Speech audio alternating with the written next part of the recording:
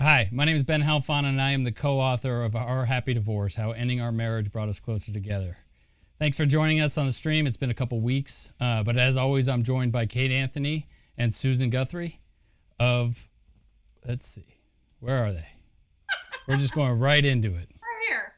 There they are. Hi, everyone. Kate's back. Kate is back. I was going to go through the long introduction and fumble over words, but we want to get into it tonight, and we wanted first talk to Kate and see how you're feeling, Kate.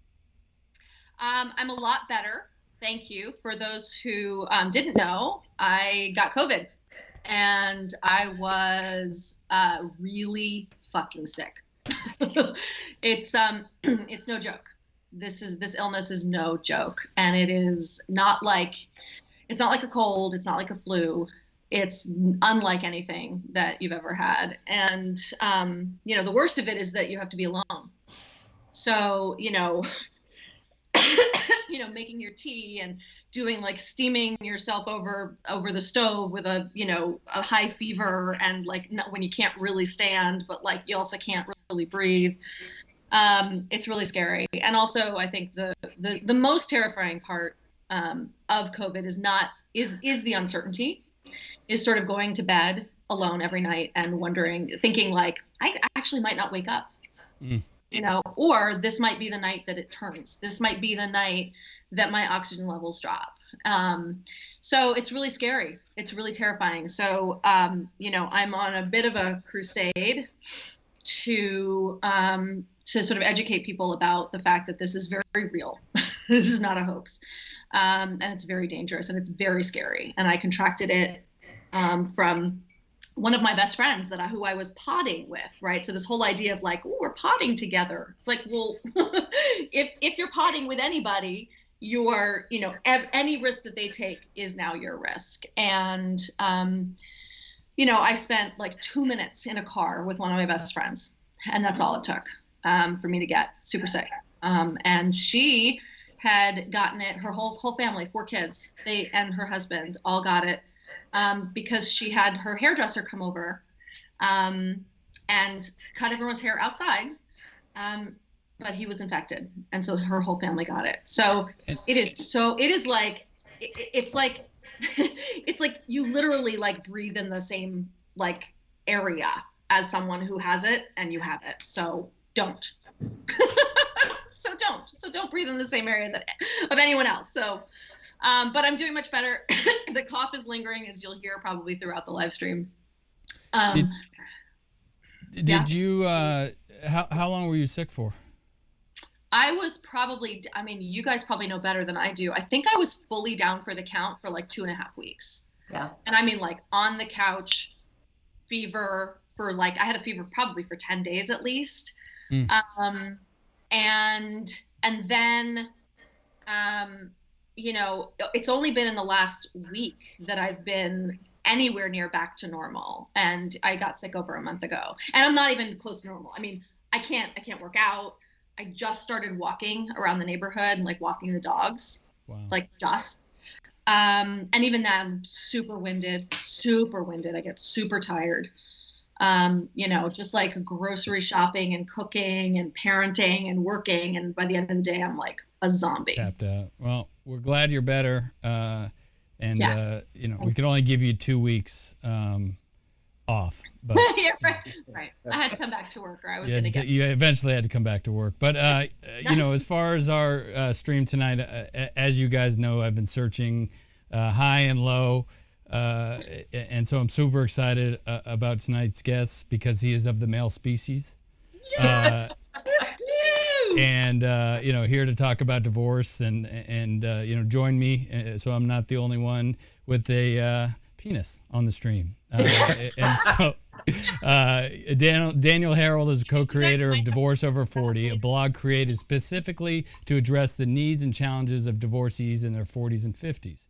Herold, 47, is a Tulsa, Oklahoma resident and has 3 girls, 22, 19, and 17. God bless you. Daniel, welcome.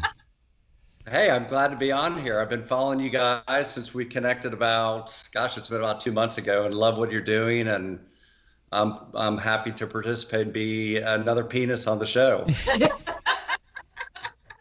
It's The great. whole new experience for us.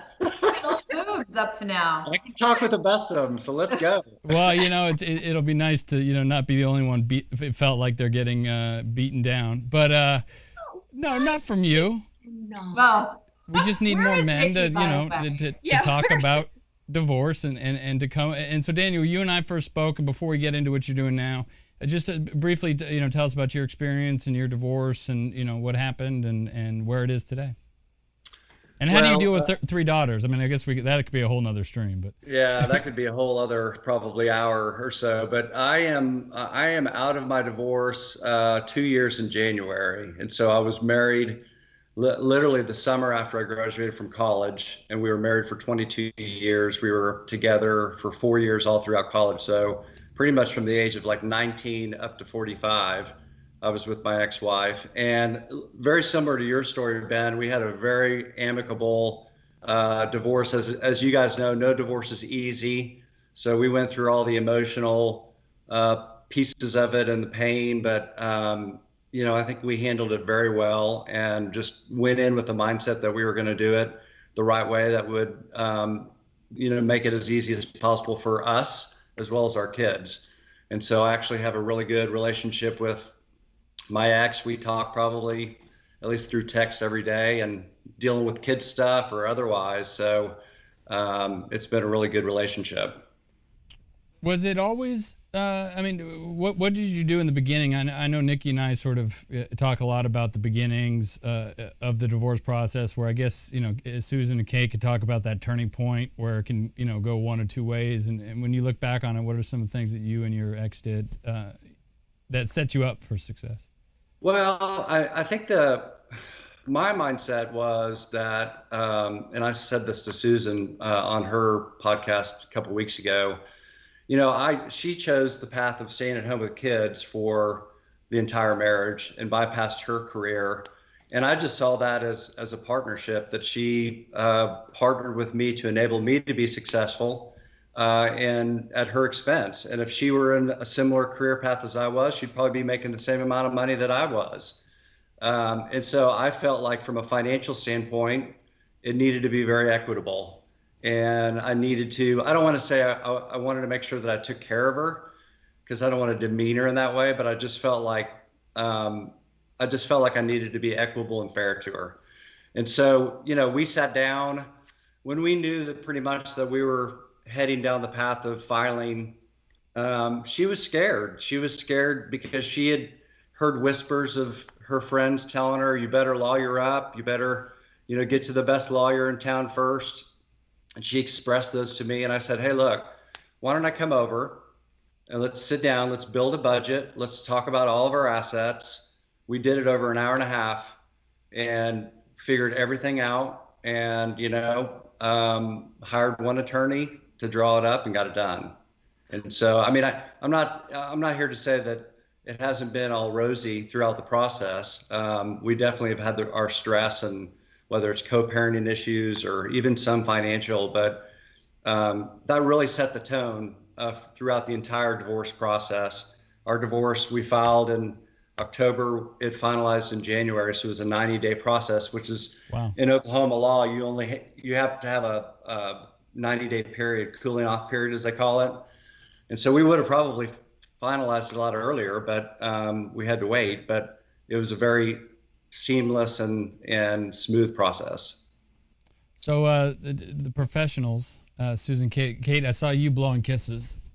What struck you besides the good-looking Southern draw accent? Oh, I know. I have to say, I'm just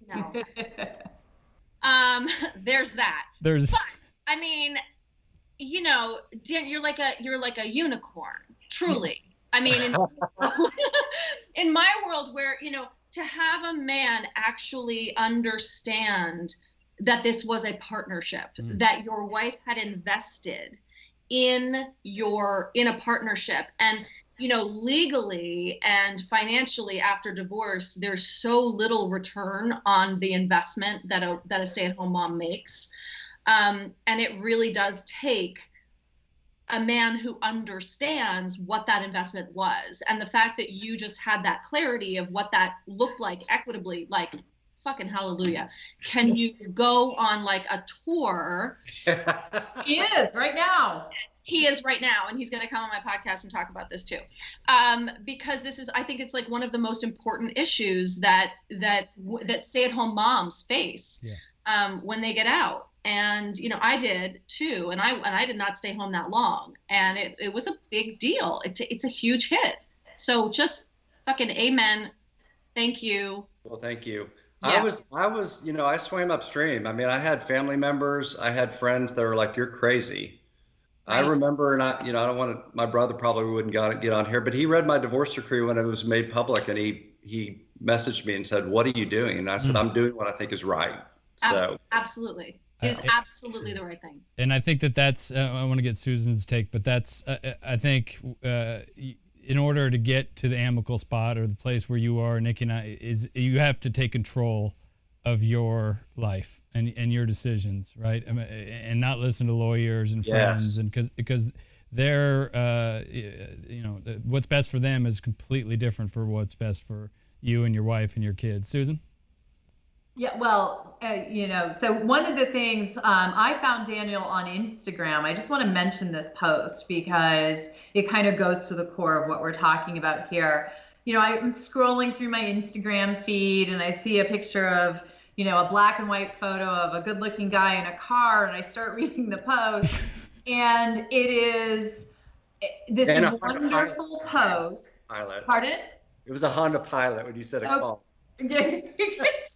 And I'm reading the post, and it's all about the good relationship that Daniel has with his daughter's mother and how important it was to him at the time of the divorce that his daughters knew how much he valued their mother and her contributions to the relationship and to them, and that he valued them by valuing her. I mean, it jumped right out. You both know because I sent you that. You did. And I was sent like, it to you in Instagram direct messaging and said, I got may him. have even called you the unicorn. I'm Yeah. like, look at this, because I'm a divorce attorney. For 30 years, I've been hearing men say, I don't want to pay alimony. I don't want to, why do I have to give her half of my 401k? I earned it. And I've had to have the conversation with clients and in courtrooms to educate the other side, who, if I was representing the stay-at-home parent, about why it's a partnership, why that what we call legally the non-economic contribution deserves to be compensated and shared. That needs to be. But I think even more importantly, that goes to all of this was Daniel's core belief that he needed to value his children's mother for his children, for his daughters. What message did you send to your daughters by treating their mother well? I think that is really the key heart of that message. Yep, absolutely. Absolutely. Yeah. It teaches your daughters that you value women, period. Like, no matter what their work is or their contribution to anything, like, that you value women. And if you had devalued their mother. And I wanted to teach them, I also wanted to impress upon them that they can handle situations later down in life in a civil way. It doesn't have to be hateful. It doesn't have to be mean-spirited. And so part of it was what you described, Susan, as I want them to make sure that they know that I love their mom and I want to take care of her, but also, hey, there's a better way of handling conflict down the road. So they've learned that. Well, you modeled for them that if a relationship ends, if a marriage ends, it does not have to be the, all-out battle of the roses or war of the roses that everybody, including our family and friends, because what you describe about family and friends is unfortunately how people think they're expressing support for us by being divisive, by telling us to take care of ourselves, not our soon-to-be ex-spouse, and by way of that, our children. So it takes a lot of strength of will to do that. But the fact that you modeled that for your girls, and something that they can think about as they choose mates going forward. The biggest compliment I think a dad can get is when a girl chooses someone who reminds them of their dad. And in this case, you know, your daughters have something to aspire to. So That's funny. 'Cause my worst nightmare is that my daughter brings home somebody like me. But that is true also. I think. Then there's the opposites, right? Then there's the other. Then there's the other side of it. So Daniel, one thing that you know, at the time, or you know, that you said you maybe had gone above and beyond what, you know, quote unquote legally you could have done, and I think it's been 4 years. How long have you been? Just 2 years in January. Now, would you go back and change anything you did? You know, I'll tell you what, it hasn't been easy for me financially because, you know, just like everybody, a lot of people experience in a divorce, you know, my eye was off the ball in my career, and I feel like I'm kind of digging myself out of a hole right now from a career standpoint. So I'm not financially where I was pre, you know, all the issues. So that's created stress on me. But no, I wouldn't change it. I think that, you know, I've heard so many times. The nice thing about my ex is that she's been very explicit with my kids that I've taken care of her, that I've done the right thing. And then they come back and they tell me that, and they say, thank you. And so, I mean, that's worth its weight in gold from my perspective. That's everything right there. Right. And I guess there's, you know, as time, obviously you're smart and talented, and that will come back. But I think emotionally and spiritually and for peace of mind, you can't put a number on it, right? I mean, there's not. Yeah. No. I mean, living. You know what? Money's replaceable. Yeah. And it doesn't matter what age you are, it's replaceable. So, you know, if I've lost half of my net worth, so what? I'll just go rebuild it. That's kind of my mentality. That's great.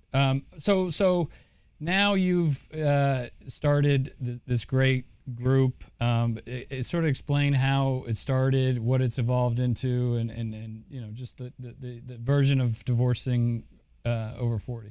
Yeah, well, you know, I never intended to be a blogger, so to speak, or to be on podcasts. So, you know, really, COVID kind of launched this because, you know, in my career, I was traveling a lot and I was dating as I traveled, and all of a sudden I kind of put a stop to it. So here I'm at home, and this was early this summer, and kind of got out of a relationship and was like, you know what?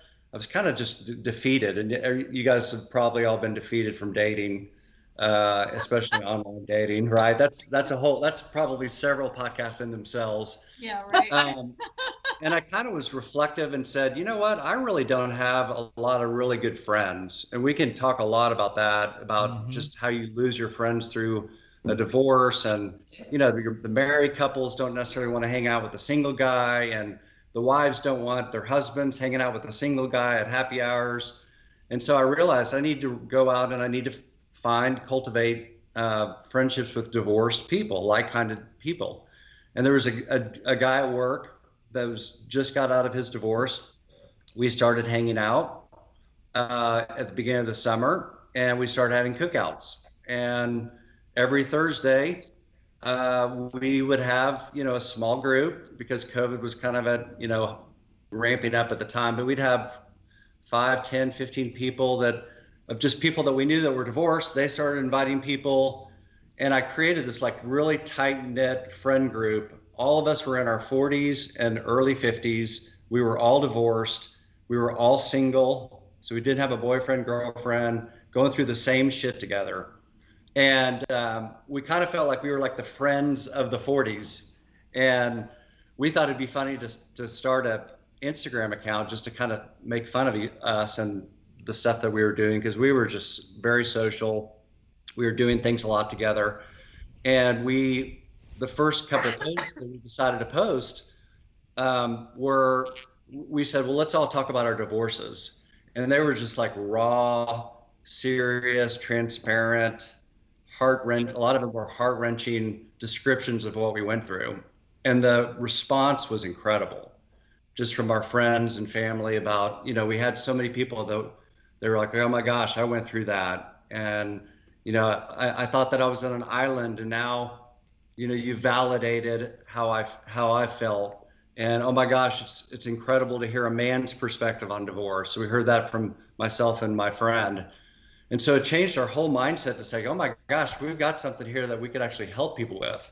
And that's really what birthed it. We're a little over 100, almost 4 months in, so 120 days in, and not only are we doing the content, but what's the bigger piece of it is the connection. And you guys probably have experienced this, is everybody in their 40s and 50s, you think about it, you've got a couple friends that have gone away.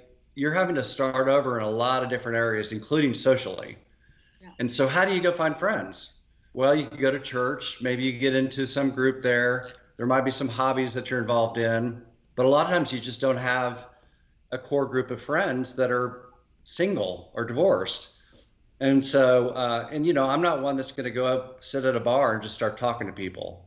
So that's not something that I want to do. And so we've started to create opportunities for people to come and meet other people, whether you call it a mixer or not. We're very explicit in saying it's a non-dating event, and it's created these opportunities for people to meet each other, and it's going like gangbusters. It's crazy, the response that we're getting.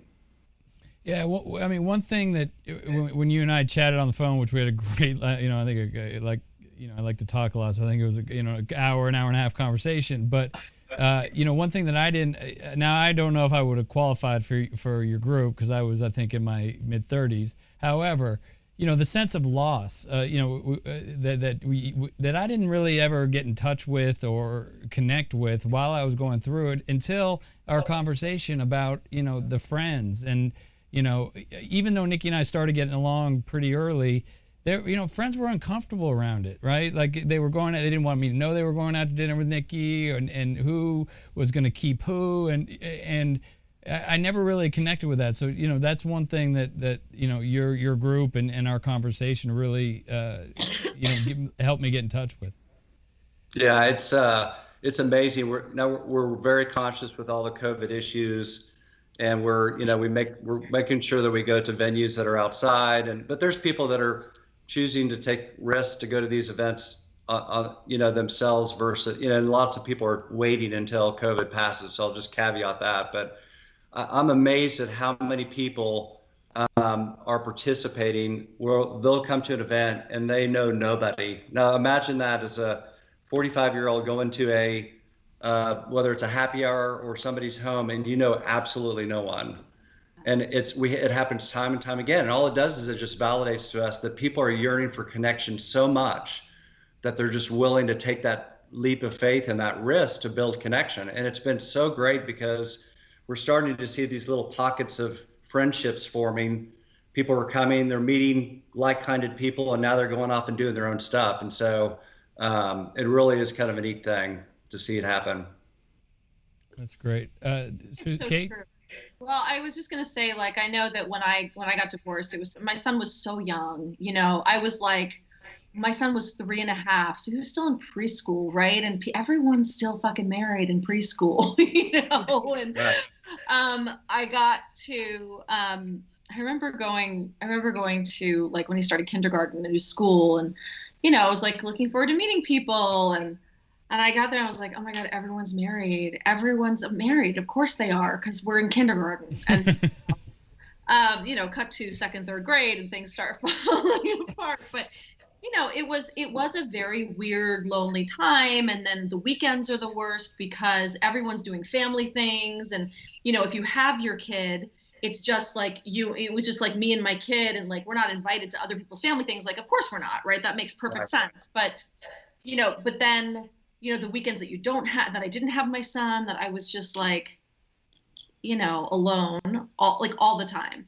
And it was only about my, meeting other divorced people, right? And hoping that your custody schedules lined up, because that was a whole thing. And it's a very lonely and isolating time.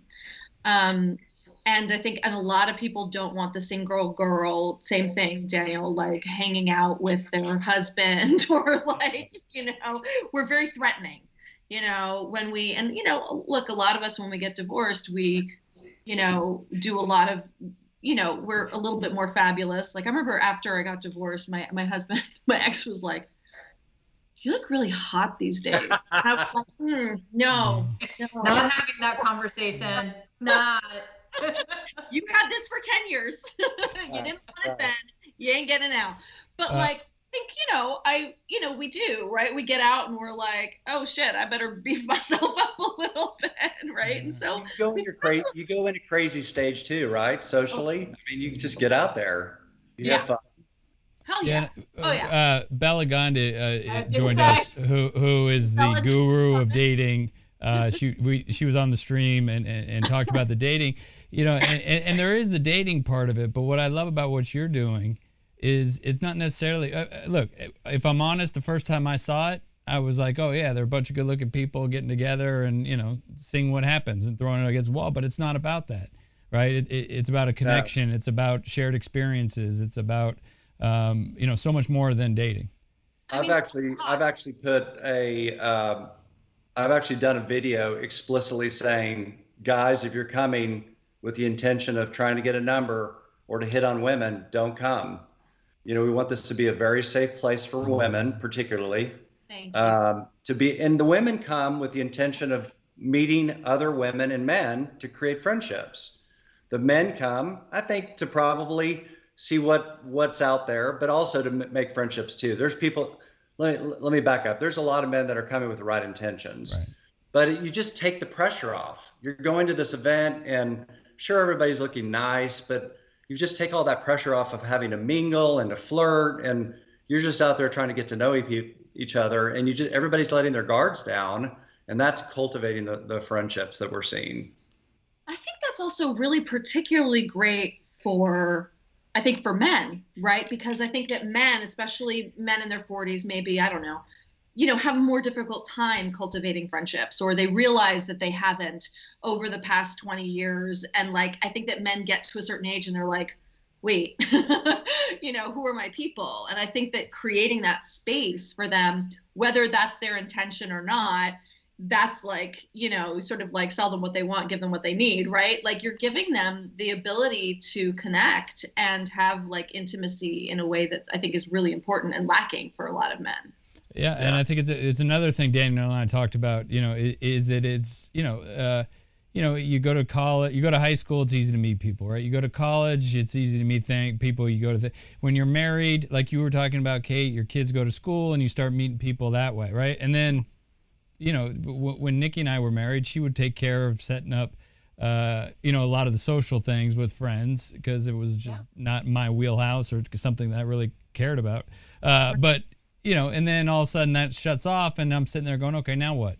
Right. And I didn't really have the luxury. I mean, there was Match.com. It wasn't that long ago, but there weren't all these Tinder things and all these other easier tools to go meet people. But that was another thing that connected that Kate, you just said. Susan, you want to add anything?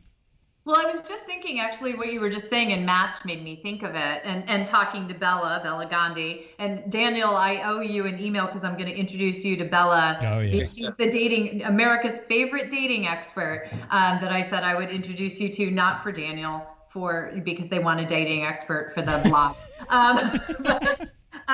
Just to be clear, everyone. But no, I think there's a lot to what you just said, Ben, because especially for men, women do tend to have social networking, but men lose some of that with divorces. And so what I've always experienced as their attorney is most of my male clients, because they don't have that social network, they immediately jump into dating because they don't know any other way to get out there. And frankly, most of the time, they're not ready to date, but they don't know where else to go to make connections. So that's why I think there's been such a huge outpouring. And if men are listening, I encourage them to really hear what you're doing and to get in contact, because this is what's missing, I think, for most men. They just think it's Match or Tinder or Mercedes and Diamond, and you haven't been on some of those. So that was guilty. Where are men going to connect at the end of the day? I mean, I thought about church, maybe get involved in a hobby, going to the bar, which that's not going to be healthy. Right. And so there's not like a venue or some sort of event that facilitates the opportunity for men to meet men or men to meet women from a friendship standpoint. And so that's what we're trying to create, and it's working. It's working. So, and like you said, Ben, look, relationships are going to happen from it, but you know what? Everybody craves organic relationships, and we're creating an opportunity where you can go create an organic relationship with someone of the opposite sex. So bingo, if that happens, more power to it, but that's not what we're leading with. Right. And it takes I think, I don't know, Kay, somebody said it takes the pressure off a little bit, right? I mean, even from a guy's standpoint of having to put on something, like or at least I tend to do, right? Put on the everything's cool and the cool guy look and the, Rico Suave and, going there with, intentions, and then it's not really necessarily the true self for, if I'm honest. But, well, some of the things that you've been having, or the mixers or whatever, they started off as a barbecue with a friend from work. What have they sort of evolved into, and what do you see next for Divorced Over 40? Well, we had a lot of people saying we want to come to your events, and the events that we were having were mostly like our small friends group. So we were a little bit nervous about having just random people show up at someone's house. And so we decided, Oklahoma is fairly open in terms of bars. And so we decided to have happy hours. And they started small, and they've kind of gradually built over time. And that's been a venue where that's been a perfect venue, with the exception of, as you guys know, a lot of relationships end because of substance abuse. And so we've really started to think about trying to do specific events that are non-alcohol related. So for example, we went hiking one time, and we had about a half dozen people go hiking. And, there's a really cool bowling alley. We've talked about a cooking class. A lot of this will, the sky will kind of open hopefully when COVID clears, and we'll be able to do a lot more, but we're trying to do stuff that's not just, alcohol related. But what we're finding, Ben, is that we've had so many people that have said, tell me when your next happy hour is. I'm flying in and hanging out with you guys. I mean, these are people from like New York, Florida. We had a lady from Madrid. I think she's actually on our feed. Carolina. Carolina Sanchez. Hello. And we're like, look, we can create what we're creating in your city. It doesn't have to be in Tulsa, Oklahoma. And so we call them city ambassadors. And it's basically someone that's raised their hand in the city and said, I want to be the point person and help coordinate events in my city. We have 27 right now: LA, Chicago, Miami, Atlanta, Dallas, Houston, San Antonio, New York. We've got 27 different cities where we've got men and women that have raised their hand, and we're doing Zoom calls to try to educate them on here's how to get this started. And we're going to basically be the promotional vehicle and kind of build the following, and they will create the events, and then we'll promote the events. So it's really, this grassroots is really starting to take off. Adina wants to go bowling, so I don't know if that's something. Okay, we will go bowling. She's a ringer. Bowling sounds great after COVID. Right. In a normal world, I guess. Non-pandemic world. Yeah. I mean, how are you managing? Just being the one who's had it and like fucking terrified of anything. We had a happy hour event last week. We were very explicit in saying, look, everyone knows what the risks are. We don't want to be the one in the press being the super spreader in the city. We're going to follow the guidelines of the venue in which we're located. If there's a capacity, maximum capacity number, then it's going to get cut off. Please wear masks if you feel comfortable wearing masks in the venue. They didn't require it, but we had several people that wore masks and several people that maintain social distancing. Not everybody, but to the extent that I think what we decided, we're actually going to have a really large event where we're actually asking people to come into Tulsa, and it's actually going to be a true mixer. And we've pushed it off. We were going to do it in February. Now we're pushing it off to late April, and that's still to be determined, just to see how things clear. But we're sensitive to having too many more events with everything that's going on. I know our Chicago team had a virtual happy hour, so we're doing a lot more of the virtual stuff. Excellent. To try to just get it started and get people meeting each other. So those are a lot of things that we're starting to do as well.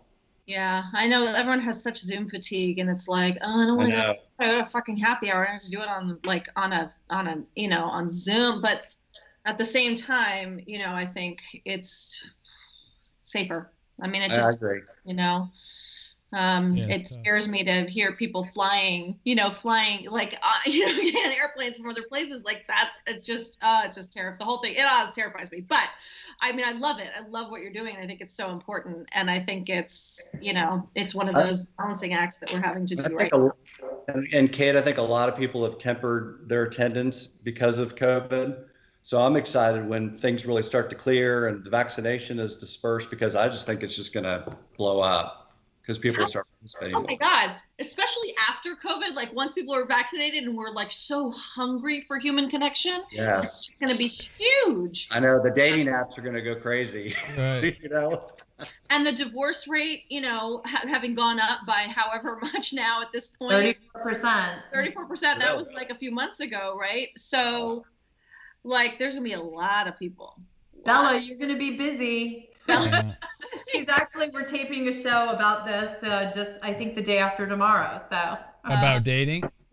about dating and dating after COVID. We're actually going into what is peak dating season annually. So it starts right after December's Christmas. peak or after? End of December going into January, that New After Year's Christmas. resolution. Bella, if you're out there still, remind me when it starts, but I think it starts right after Christmas and then goes through like most of January. So every year, I say this, I've had 2 years of podcasts, but every year Bella comes on my show to talk about peak dating. Why would you put your photos on right after the holiday season on the dating apps? Aren't you at like the Well, heaviest? that's what people don't. How They about use, COVID? or they use one from. You put your summer photos on, right? That's what. Yeah. Yeah. Us who have spent yet another holiday alone and just can't, are like, I can't do this anymore. We jump on right after the holiday, and Yeah, I get it. This time it's going to be different. right. It is. Right. Well, if you get Bella to help you, it will be. This I is know. true. Bella, I owe her a text about that too. I will say that the biggest feedback that we're getting, one of the biggest things that we're getting back as far as content, is from women and men that say, help me date better, help me find people better. And so I think that's a need, because you're navigating alone on the apps. You're trying to figure it out. Ridiculous. Can't tell, Adam from Eve. It's just a mess a lot of times. It is. Yeah, Bella. You're going to love Bella, really. Okay, good. I can't wait to meet her. Love Bella. We do. Hold on. Oh, now we've got Ben. Uh-oh. No, it's just I didn't do it. I'm the guy who got remarried, so I don't get to engage in any of the Bella talk or use Bella. Although I think it'd be fun.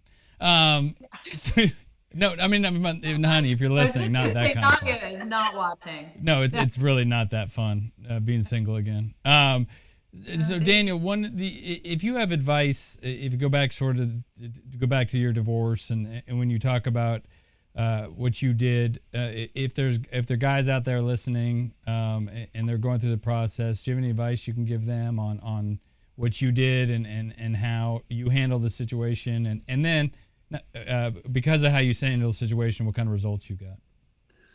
Oh gosh, I mean, there's lots of different avenues of, and I'm very vocal in what I blog now. I talk a lot about dating. I talk a lot about how you treat your ex-spouse. I think that, if I were to tell people it's life is too short, take the high road. Pick your battles when it comes to your spouse as you're going through your divorce. I think I would echo what Susan said. Don't dive into dating. Heal first. And healing is a process that takes a long time because a lot of people are doing it by themselves and they're trying to figure out how to heal by themselves. They may not be seeking counsel through a therapist. They may not be reading your books like what you've produced, Ben, or they're not listening to podcasts. And so they're navigating the healing process all by themselves. And it just takes longer. It takes longer to heal. And to the extent that you can get plugged in with friendships and have meaningful connections and self-reflect and learn and heal and rediscover yourself, that will accelerate the healing process. And then I'm a big advocate that you can date along the way, but just it makes no sense to try to go find long-term relationships while you're healing. So Yeah. go have a little bit of fun, get to know people, practice your dating, but don't be serious, be casual. And then when you're healed, then go. Then you're intentional. Then you know what you want. And so that would be that's the biggest mess that I see is that, and that's both on the man and women's side is, people are yearning so much for connection, and that loneliness sets in that they put all of their efforts in dating, and it just could be very toxic.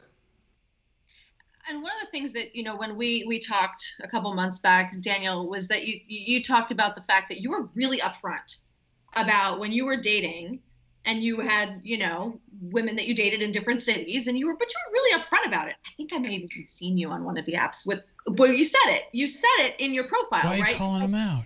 Right. I'm just kidding. But he was very, if it was you, I don't know, but I remember reading a profile with someone saying I'm just getting divorced. I'm, travel a lot, and I have, like to date. I like to meet people. I like to meet people, and being like, that guy's not for me because he's looking for something different, right? But the honesty and integrity, right? There's nothing wrong with it. Just be honest about it. Just be open. Right. Well, yeah, and I don't know if it's a function, there's people that are trying to oversell themselves on the front end to be able to cast a wider net to a broader audience.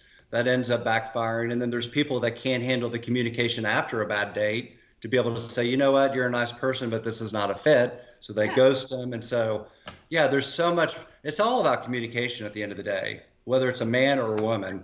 It's understand what you really want or what you're capable of at the time of your life, and convey that, and let that other person that you're engaging with make the decision of, you know what, that doesn't align with me, or you know what, you seem like a nice guy or girl. Sure, when you're in town, let's go have a cup of coffee or go have a drink.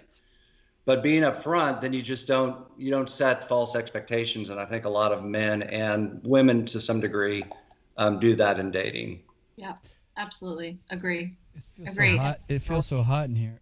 Oh, Well, hey, I mean, my story is, also dissecting of what I did wrong, and as I look back on it, I mean, there weren't as many, Dan, said it too, there's so many good resources today, right? I mean, there's so many. There's coaches like Kate, there's mediators like Susan, they're the good guys in the room, right? And there wasn't really that, I mean, there was therapy, and I went to therapy, but there weren't as many resources. So, I did everything wrong. The only thing I did right was, not bring them around all these girls, like Susan said, Diamond and Mercedes and Chastity, around my son. But, looking back on it, it was because, Susan, what you said, that I was looking for just companionship, something, because I didn't like to be alone. And I don't know if all men are like that, but I definitely. All men are like that. Yeah, I suffer from that. And you know what? That's okay. I think it's okay to, if you're lonely and you're striving for connection, to go date, but don't go out trying to find a girlfriend during that time. You need to heal, and women can see through that, just like you can see through a lot of that of where people are in their stage, and they'll be able to read on that. But I think it's just being honest with yourself and honest with the person that you're wanting to take out. 100%. It's so interesting because you talked about friends and guy friends and divorce and where they go. And, I remember when I got divorced, most of my friends were married. And so I would call them and say, what are you doing? And like you said, they don't want, either their wife doesn't want them hanging out with me, or, they had plans. And so immediately the next call is to Diamond, Chastity, Mercedes, right? So, cause it's, right. It's that loneliness. I mean, that's at the end of the day. And I think that's the whole, that Divorced Over 40 might be plugging, and it's much needed. Right. Susan. Well, I was just thinking about, I do think when you make friends, think about all the relationships in your life, the dating relationships in your life. If you met someone in this group of friends and it turned into something more than that, you've met as friends. You've met and actually gotten to know that person as a person, not in that artificial construct of a date. I especially where as much as people maybe, I do think people have a hard time having the difficult conversations or being upfront about, hey, I just want to, have a nice time, go out to dinner, have a chat, but I'm not looking for anything serious. But even if someone says that, there are a lot of people who just don't want to believe that as well. People, there's a lot of people who go into dating solely for that purpose of finding a mate or finding a boyfriend or a girlfriend or someone who's going to be consistently in their life. And that's like a job almost when you're going out there and interviewing people for that. So imagine if you could just, go and have a good time, have fun, make friends, go do things like hiking and barbecues and all. And if you meet someone in that group who happens to, strike that spark, that's great. But you'll probably even know them in a different and better way than you would meet someone on a date in a regular fashion. There's something about that feels so organic. It sounds very old-fashioned, Susan. No, it does, as a matter of fact. Wait a minute. Exactly. I mean, we're bringing back like the old mixtures of the 40s and 50s is what I feel like a lot of times. But you're exactly right. So there was a group of 6 that we were kind of the band during the summer, and it was 4 women and 2 guys. And none of us dated, but we were just inseparable. And it's, I'd never had friends that were female. And so that was interesting to have their perspective. And I just didn't feel like it was appropriate while I was married to go build a friendship with a female. And so I just didn't have any. So I think that's fun too. And I think that's okay to be able to build friendships with, women if you're a man. And so it's so refreshing to start from that perspective. And then if something happens, more power to you, but at least you've already built a foundation. Yeah. So you're saying when Harry met Sally, the guys and girls can be friends, and the sex thing doesn't always get in the way? I would say yes. I would say as a man, it takes probably a lot of self-discipline, because we always kind of revert back to that. Let's be honest. But it's possible. Yes, it's absolutely possible. Ben saying bullshit. No. Yeah. I mean, We're your friends, Ben. But exactly. But right. it is something that is taught or learned, and to not think. We think with sometimes we get our brains confused. The little one and the big one. But well, you can't put yourself in situations where that temptation is going to lend itself either, right? You may have a really good friendship with a woman, and you guys start drinking, and that could put you into a scenario where you're adult weak. Mistake, yeah. Right. So where can people find you and get more information? Because I don't need to say how impressed I am, because I've already told you, and it's amazing what you're doing. So where can people find you? Well, first of all, I love collaborating with all of you guys, because you're a tremendous resource. There's 3 of us that are providing just our own real life experiences, and we're not experts by any means. And so to be able to plug in experts, I know Susan has written once, and she's writing again, I think this week. Hint, hint. Yes, I am. I've already started. I owe you one. Yes, Daniel. you do. I just got COVID. And so. Ben, you're up too, so get ready. Okay. It provides, it's good. It's a good 1-2 punch to say, look, these are real people, and here's some expertise along with it. We drive most of it through Instagram. It's just at divorcedover40, divorced over 40. We've just got a website, divorcedover40.com. So we just launched that this week. And we've got a Facebook page as well, and how all those things feed off of each other. So you can find us on Facebook, Instagram, or our website. That's awesome.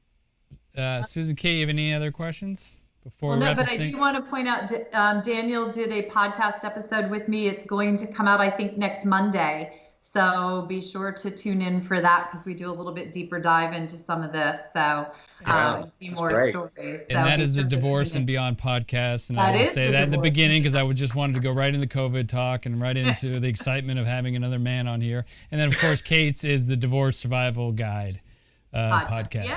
Yay! Yep. And Daniel's going to be on that too. I'm going to get back to, I haven't podcasted at all in the month of December because of the COVID. So I'm getting The back vid. to it. Daniel's on my list. He doesn't know. Awesome. I'd love to. Coming for you. All right. All right. Well, Daniel, thank you very much. And grateful finally. I know Susan did send me, and that's how I found you, your Instagram page. And she said, I found him. I found a guy. I found a guy. She did. I found a guy for you. I'm going to 'Cause have a unicorn next time when I'm on the show. Yeah. And I also think we might have cracked the secret to, getting lots of people, to watch it live. We do, but to have a good-looking guy with a Southern accent, Did it work? talking Did it- about his Wearing just the feelings white t-shirt, right? You Right. like that? Just the white tee? with the white T-shirt and talking White about his tee. feelings, and that Basically. the secret sauce to getting people, You guys have really boosted my ego, let me tell you. especially the dude sitting here talking about it, right? Like, oh, he's so good looking. But so it's Divorced Over 40 on Instagram, divorcedover40.com, new new website with blogs and resources. I'm assuming. Calendar of Uh-huh. events, everything's there. All right, and then of course you can find Kate and Susan and Our Happy Divorce at all of these outlets. Thank you guys very much. Daniel, if we don't speak, happy holidays, and I'm sure we'll talk next year. You Sounds as well. weird. Merry Christmas, everyone. All right. Have a happy holiday, everybody. Thank you. Thank you. All right. Bye.